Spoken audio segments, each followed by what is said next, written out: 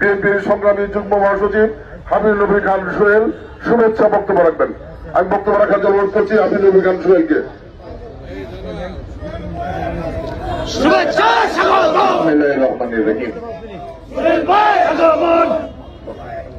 আজকে এই তাৎক্ষণিক পথসভায়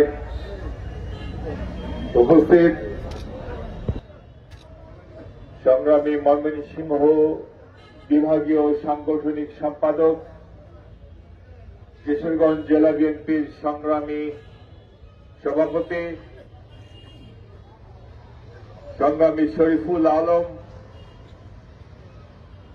উপস্থিত আছেন আপনাদের জামালপুরের মাটি এবং মানুষের নেতা বিএনপির ময়মনসিংহ বিভাগীয় সহ সাংগঠনিক সম্পাদক, জামালপুর জেলা বিএনপির সংগ্রামী আহ্বায়ক, সংগ্রামী সাধারণ সম্পাদক অ্যাডভোকেট শাহ ওয়ারিস আলী মামুন,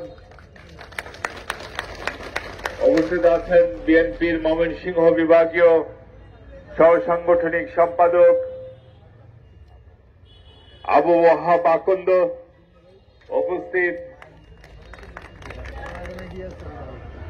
জামালপুর জেলা বিএনপি এবং অঙ্গ সংগঠনের সংগ্রামী নেতৃবৃন্দ, ভাই এবং বোনেরা, আপনারা নিশ্চয়ই শুনেছেন আমরা একটি সম্মেলনে যাচ্ছি। সেই সম্মেলনের শুরু হয়ে গেছে, তাই বেশি কথা বলার সুযোগ নাই। অল্প কথায় একটাই, তা হচ্ছে আমরা যারা বিএনপি করি আমাদের শক্তি কি উপরে আল্লাহ আর নিচে জনগণ, এর বাইরে আমাদের আর কোনো শক্তি নাই। এই দেশের মানুষ আমাদের শক্তি, আমাদের অন্য কেউ ক্ষমতায় বসায় না। অন্য কারো সহযোগিতা নিয়েও আমরা ক্ষমতায় যেতে চাই না।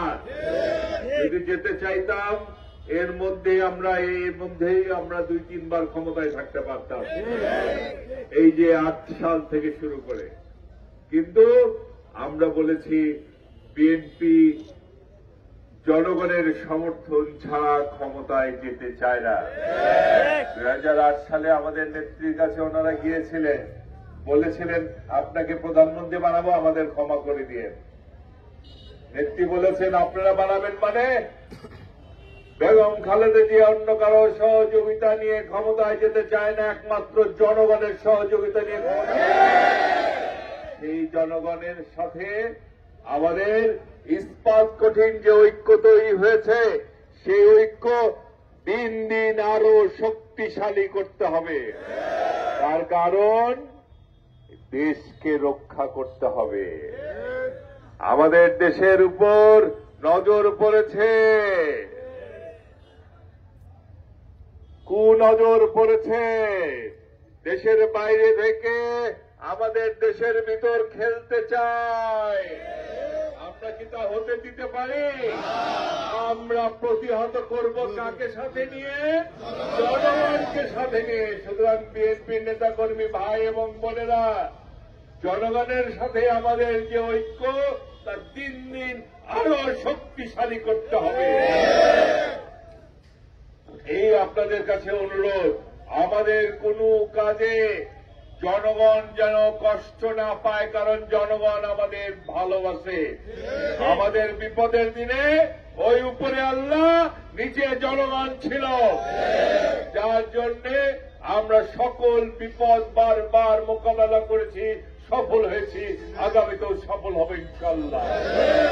সামনে নির্বাচন, জনগণ যাকে ভোট দেবে আমরা মাথা পেতে নেব, ঠিক আছে, কিন্তু জনগণের সাথে আমাদের ঐক্য নির্বাচনের আগেও থাকবে, নির্বাচনের পরেও থাকবে, জিতলেও থাকবে, হারলেও থাকবে, ঠিক আছে। তাই জনগণ যেন আমাদের কোনো আচরণে কষ্ট না পায়, কারণ আমরা রাজনীতি করি কার জন্যে? জনগণের জন্যই আমরা রাজনীতি করি, দেশের জন্য আমরা রাজনীতি করি, ঠিক আছে। শহীদ অমর হোক, দেশনেত্রী বেগম খালেদা জিয়া জিন্দাবাদ, বাংলাদেশের অহংকার তারেক রহমান জিন্দাবাদ। সংগ্রামী ভাইরা, আমাদের নেতা তারেক রহমান খুব শীঘ্রই দেশে চলে আসবেন, সবাই যাবেন তো? হ্যাঁ? ঠিক আছে, ধন্যবাদ।